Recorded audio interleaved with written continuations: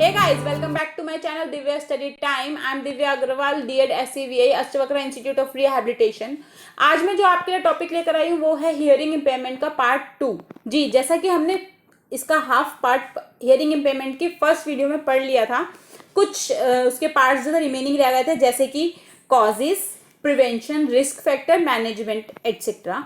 वो हम इसमें पढ़ेंगे। कॉजेज 3 तरीके के पढ़ेंगे, प्रीनेटल, नेटल एंड पोस्टनेटल। चलिए इसी के साथ शुरू करते हैं हम अपनी वीडियो। कॉजेज को गाइस 3 पार्ट्स में डिवाइड किया गया है, प्रीनेटल, नेटल एंड पोस्टनेटल। जैसा कि हम सभी जानते हैं, कॉजेज किसी भी टाइप के हो सकते हैं।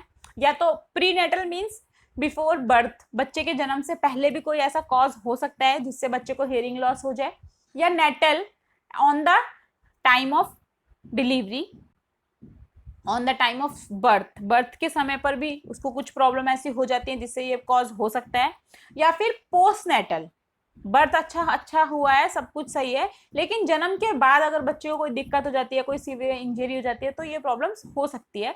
हम उसी के बारे में पढ़ेंगे आज अब कि कॉजेज क्या क्या होते हैं हियरिंग लॉस की या हियरिंग इम्पेयरमेंट के। सबसे पहले हम पढ़ते हैं प्रीनेटल। प्रीनेटल यानी कि बिफोर बर्थ, जन्म से पहले बच्चे को क्या क्या ऐसे कॉजेज हो सकते हैं जिससे बच्चा हियरिंग इम्पेयरमेंट हो सकता है। If the mother get infection और फॉल इन, जैसा कि हम सभी जानते हैं शुरू के 3 मंथ्स जो होते हैं वो बहुत ही सेंसिटिव होते हैं मदर के लिए। उस टाइम पे अगर मदर को किसी भी तरीके का इन्फेक्शन हो जाता है या वो बीमार पड़ जाती है तो उसकी वजह से हियरिंग लॉस या होने के चांसेस हैं बच्चे में। If the mother is suffering from rubella measles infection during pregnancy, के दौरान अगर मदर रूबेला वायरस से अगर वो इन्फेक्टेड हो जाती हैं तो ये हो सकता है। If the mother experience any accident during pregnancy, if mother takes alcohol or any other harmful drug which directly affect the child, it directly affect the child. If mother is not taking balanced diet during pregnancy, अगर mother balance diet नहीं ले रही है pregnancy के दौरान तो उसका directly असर बच्चे पे पड़ता है। If the mother undergoes X-ray repeatedly due to, अगर मदर एक्सरे करवा रही है रिपीटेडली तो जिसकी वजह से जो एक्सरे की हार्मफुल रेज जो निकलती हैं वो बहुत बच्चे को हार्मफुल होती है, उसकी वजह से बच्चा डिसेबिलिटी का शिकार हो सकता है। ये सब बिफोर बर्थ के जो कॉजेज हैं ये सब मदर के ऊपर है, बिकॉज उससे पहले तो मदर ही केयर कर सकती है, बच्चे का उसमें कोई रोल नहीं होता। नेक्स्ट आते हैं नेटल, बर्थ के समय पर, at the time of birth, birth के समय पर क्या क्या हो सकता है। If the birth weight of baby is below normal, normal birth weight कितना होता है 2500 ग्राम, अगर उससे कम बच्चे का बर्थ वेट है तो डेवलपमेंटल डिले बहुत अफेक्ट होगी और जिसकी वजह से बच्चे को हियरिंग इम्पेयरमेंट हो सकती है। अब प्रीमेच्योर बेबी, कुछ बच्चे जो होते हैं प्रीमेच्योर होते हैं, 7 मंथ्स में हो जाते हैं, which may cause disability or any hearing loss. A child must cry soon after birth. Birth होने के बाद बच्चे को रोना जरूरी होता है, अगर उस टाइम पे बच्चा नहीं रोया, डिलेड बर्थ क्राई हुआ तो उसकी वजह से हियरिंग प्रॉब्लम हो सकती है, शायद बच्चे को कुछ प्रॉब्लम हो जिसकी वजह से वो नहीं रो रहा। तो ये कुछ नेटल के कॉजेज थे। अब हम बात करते हैं पोस्ट नेटल की। पोस्ट नेटल जन्म के बाद बच्चे के ऐसे कौन कौन से कॉजेज हो सकते हैं जिससे कि कोई बच्चा हियरिंग लॉस का शिकार हो सकता है। Any type of accident occurs and brain gets injured and after the birth can cause hearing loss, अगर किसी भी तरीके का कोई एक्सीडेंट हो जाता है जिससे कि ब्रेन में चोट लगती है तो ये हियरिंग लॉस का कारण बन सकता है।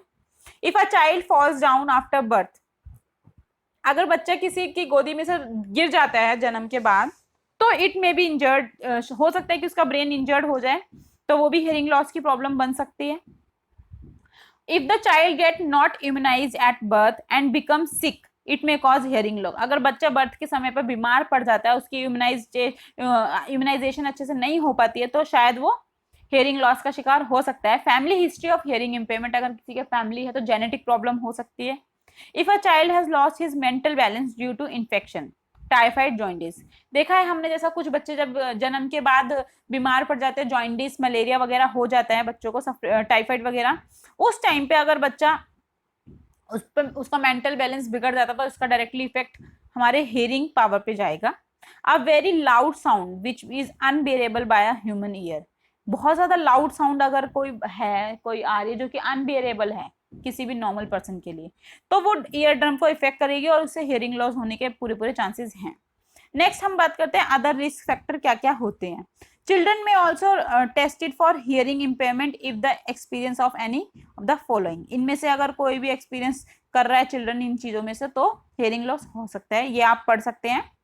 If the child was born premature और वेटेड लेस देन 2 LBs और एट बर्थ, ये जैसे कि मैंने अभी आपको सारे बता दिए हैं, ये कुछ आपको नोट्स के लिए कुछ ऑफिशियल लैंग्वेज में भी दिए हुए हैं आपको, आप यहाँ से लिख सकते हैं। नेक्स्ट हम बात करते हैं इसकी प्रिवेंशन क्या क्या हो सकती हैं। प्रिवेंशन बहुत एक इंपॉर्टेंट एक्सपेक्ट है इसका, जिससे कि शायद किसी पर्सन को हम प्रिवेंट कर सकते हैं हियरिंग इम्पेयरमेंट से। Precaution should be taken while cleaning the year, ये ऑब्वियसली जब भी ये सभी के लिए होता है, अगर हम अपना ईयर क्लीन कर रहे हैं तो उस टाइम पे हमें मस्ट है कि प्रिकॉशन लेनी चाहिए, वरना ये बहुत ज्यादा दिक्कत हो जाती है और हियरिंग लॉस का कारण बन सकता है। One should also take care of him और herself to prevent damage from any loud sound, बहुत ज्यादा आजकल हम देखते हैं जैसे कि डीजे वगैरह इतनी तेज लाउड साउंड में बजते हैं, उनका बेस इतना हाई होता है, वो डायरेक्टली हमारे ईयर को इफेक्ट करती है, जिसकी वजह से हियरिंग लॉस होने के बहुत ज्यादा चांसेस हैं। और हाँ गाइज, एक बात और, जो हम आजकल ईयरफोन यूज करते हैं उसमें भी हम बहुत हाई वॉल्यूम करके ईयरफोन्स यूज करते हैं, वो भी एक बहुत बड़ा आजकल देखा जा रहा है कि बहुत बड़ा कारण बन रहा है हियरिंग लॉस का, तो be attentive guys. Avoid any type of infection which might infect the child's ear, किसी भी तरीके का कोई इन्फेक्शन रहता है चाइल्ड के ईयर में तो ये हो सकता है। Avoid any type of accident और ब्रेन इंजरी, अगर कोई उसको ब्रेन इंजरी और एक्सीडेंट हो जाता है बाय चांस तो ये हो सकता है। Otitis media of the child should be checked ENT specialist in case of acute suppurative. अब हम बात करते हैं इसकी मैनेजमेंट की, ये भी मैंने आपको कुछ फॉर्मल लैंग्वेज में इसकी मैनेजमेंट दी कि हम कैसे मैनेज कर सकते हैं हियरिंग लॉस को, कैसे अगर हुआ है तो हम क्या क्या ऐसे एक्शंस ले सकते हैं जिससे कि ये मैनेज हो सके। ओके, फिर हम एक पॉइंट रह गया था कि अगर बच्चे को हियरिंग लॉस है तो वो कैसे कम्युनिकेट करने के लिए कैसे कैसी टेक्निक्स यूज करता है, वो हम बात कर लेते हैं। साइन लैंग्वेज, लिप रीडिंग वो कर सकता है, क्योर्ड स्पीच, टच सिस्टम और यूज साउंड मैग्नीफायर बच्चा यूज करता है। Okay, thank you so much guys हमारी वीडियो को देखने के लिए पूरी एंड तक, और हम लोगों का सपोर्ट करने के लिए। इसी तरह आप बने रहिए और बेहतर से वो बेहतर नोट्स लेते रहिए। Thank you so much.